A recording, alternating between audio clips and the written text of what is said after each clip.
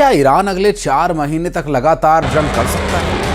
दावा अमेरिका की खुफिया एजेंसी CIA ने किया। दावा ये कि ईरान के पास बहुत बड़ी संख्या में बैलिस्टिक मिसाइल्स मौजूद हैं, जिसके दम पर ईरान अमेरिका और इजराइल दोनों को लंबी जंग में खींच सकता है। और इधर ईरान के टॉप कमांडर्स ने दावा किया है कि ईरान अब ऐसे हथियारों से हमला करने वाला है जिसके बारे में अमेरिका और इजराइल ने कल्पना भी नहीं की होगी।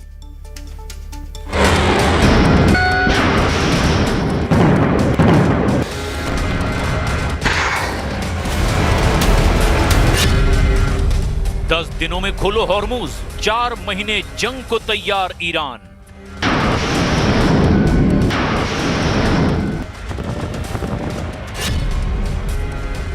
ईरान युद्ध में अब साबित हो चुका है कि अमेरिका और इजराइल के तमाम हमले, खुफिया मिशन, राजनीतिक चक्रव्यूह भी ईरान को झुका नहीं पाए हैं। एक तरफा सीज फायर करने वाले राष्ट्रपति ट्रंप भी ये मानकर चल रहे हैं कि ईरान को काबू करने के लिए सिर्फ युद्ध और खुफिया मिशन ही काफी नहीं है, बल्कि ईरान को सिर्फ एक तरीके से झुकाया जा सकता है, और वो है ईरान से हॉर्मुज को पूरी तरह से छीन लेना। ताजा खबरों में दावा किया गया है कि अमेरिका के 5वें बेड़े के कुल 18 युद्धपोत इस वक्त हॉर्मुज में ईरान तेल टैंकरों पर भीषण हमला कर रहे हैं। ताजे हमले में अमेरिका के फाइटर जेट ने ईरान के 2 तेल टैंकरों को तबाह कर डाला, जिसके बाद ईरान ने भी अमेरिकी जहाजों पर हमले कर दिए। एक अमेरिकी विध्वंसक युद्धपोत को ईरान की सेना ने खदेड़ने का दावा किया। उधर अमेरिका की एजेंसी CIA ने बहुत बड़ा दावा करते हुए रिपोर्ट जारी की, जिसमें यह दावा किया गया कि अगर अमेरिका और इजराइल मिलकर भी हॉर्मुज को किसी तरह से ईरान से छीन लेते हैं, तब भी ईरान लगभग 4 महीने तक सीधी जंग अमेरिका और इजराइल के साथ एक साथ कर सकता है। इस दावे को इसीलिए भी सच माना जा सकता है क्योंकि ईरान के सैन्य प्रवक्ता ब्रिगेडियर जनरल मोहम्मद अकरामिनिया ने दावा किया कि अगर ईरान पर अब सीधा बड़ा हमला हुआ तो ईरान ऐसे गुप्त और घातक हथियारों से हमला करेगा जिसका अंदाजा अमेरिका और इजराइल को रत्ती भर भी नहीं है। इधर एक चौंकाने वाली खबर इराक से आ रही है, जिसके बारे में दावा किया जा रहा है कि इजराइल ने पश्चिमी इराक में एक गुप्त सैन्य अड्डा बना लिया है जहां से ईरान पर हमले किए जा रहे हैं। हम सबसे पहले आपको दिखाते हैं कि अमेरिका और इजराइल बार बार ईरान को वक्त आखिर क्यों दे रहे हैं और सीधी बड़ी जंग से क्यों कतरा रहे हैं।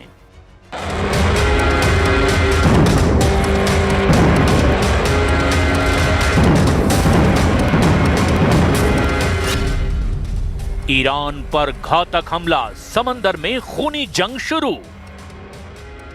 ईरान और अमेरिका में जारी अस्थायी सीज फायर टूटने का खतरा मंडरा रहा है। हॉर्मुज स्ट्रीट के पास भीषण गोलीबारी के बाद दोनों देशों में तनाव अब अपने चरम पर पहुंच गया है। ईरान की ओर से धमकी दी गई है कि अगर अमेरिका की ओर से फिर कोई हमला हुआ तो वो जोरदार जवाबी कार्रवाई करेगा।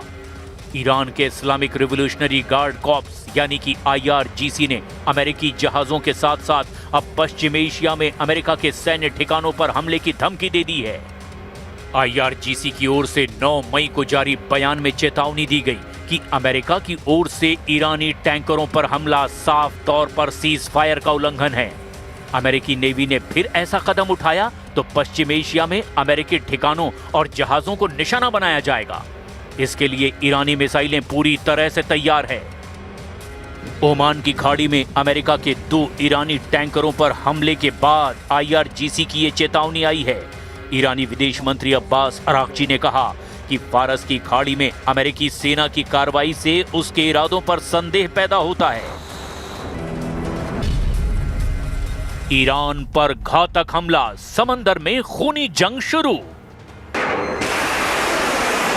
ये चेतावनी फारस की खाड़ी में तेहरान और वॉशिंगटन के बीच बढ़ते तनाव के बीच दी गई है।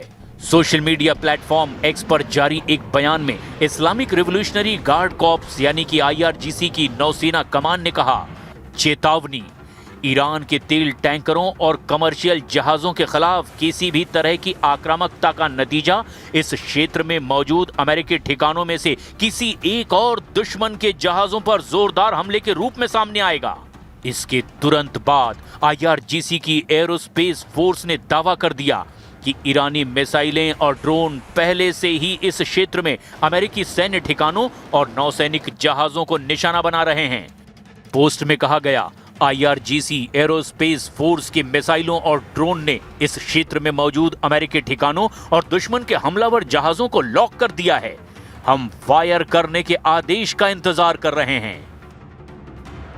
सेंटकॉम के मुताबिक खाली टैंकरों को ईरानी बंदरगाहों तक पहुंचने से रोक दिया गया है।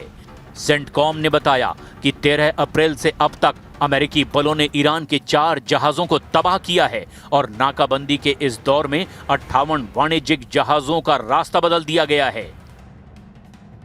अमेरिकी राष्ट्रपति डोनाल्ड ट्रंप ने भी पुष्टि की कि हॉर्मुज से गुजरते समय अमेरिकी नौसेना के 3 विध्वंसक जहाजों पर हमला हुआ था, लेकिन उन्होंने कहा कि ये जहाज कामयाबी से वहां से गुजर गए।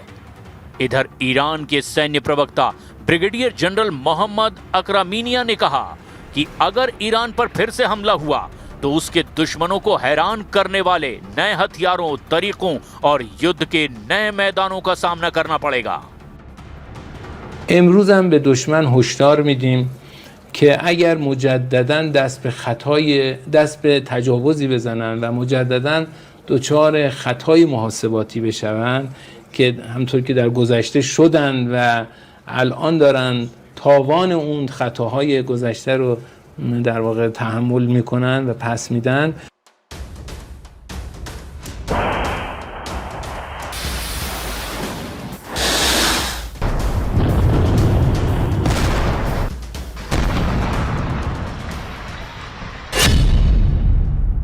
CIA का बहुत बड़ा दावा, 4 महीने तक जंग करेगा ईरान।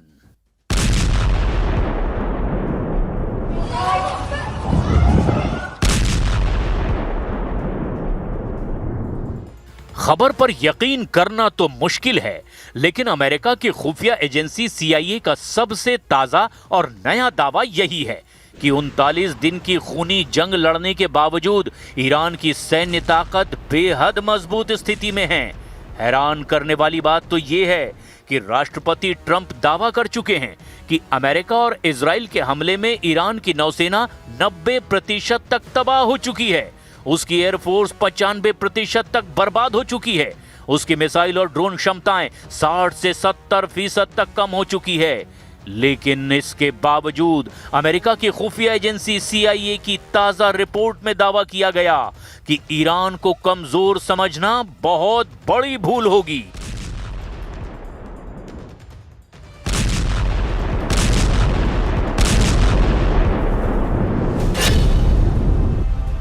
CIA का बहुत बड़ा दावा, 4 महीने तक जंग करेगा ईरान।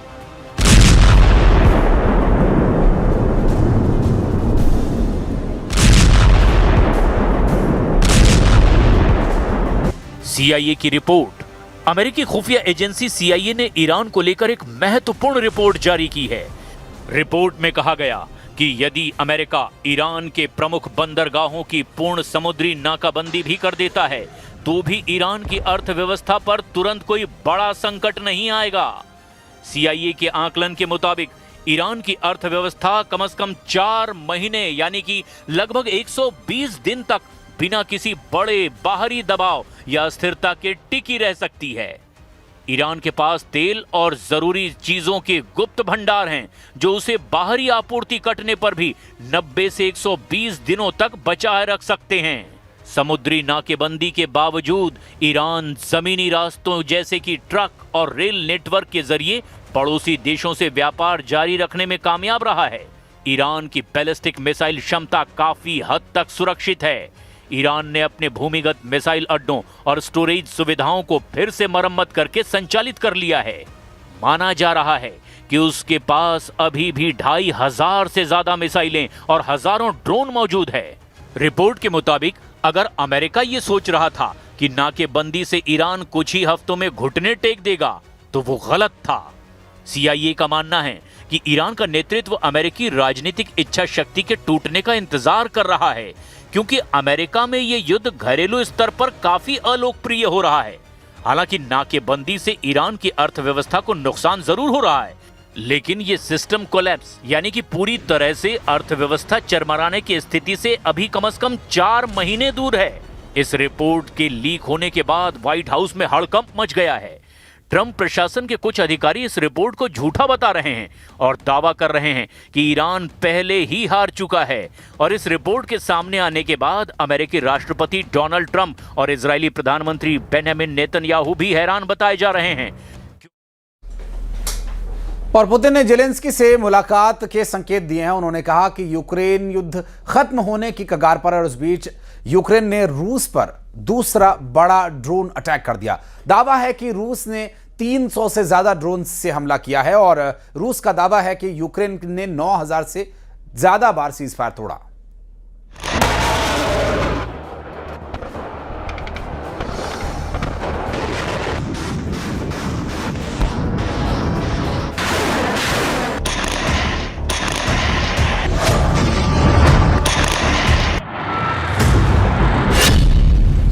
फायर था लेकिन आसमान में मौत बरस रही थी। पुतिन शांति की बात कर रहे थे लेकिन यूक्रेन पर ड्रोन की सबसे बड़ी बारिश हो रही थी।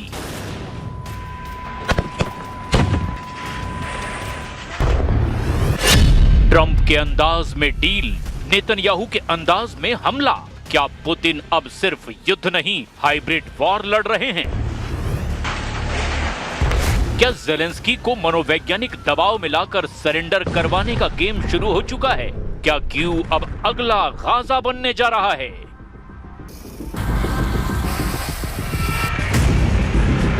एक रिपोर्ट में दावा किया गया कि यूक्रेन अब रूस के ड्रोन अटैक से निपटने के लिए शॉटगन तक का इस्तेमाल कर रहा है।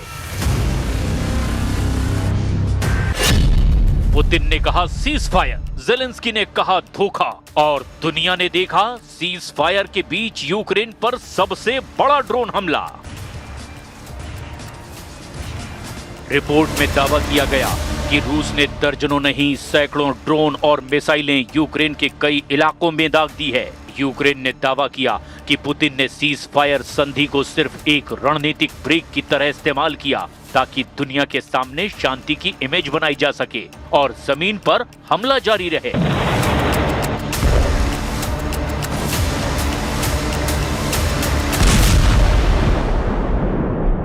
Пообещали помощь и начали раскручивать противостояние с Россией, которое продолжается до сих пор. Я думаю, что дело идет к завершению.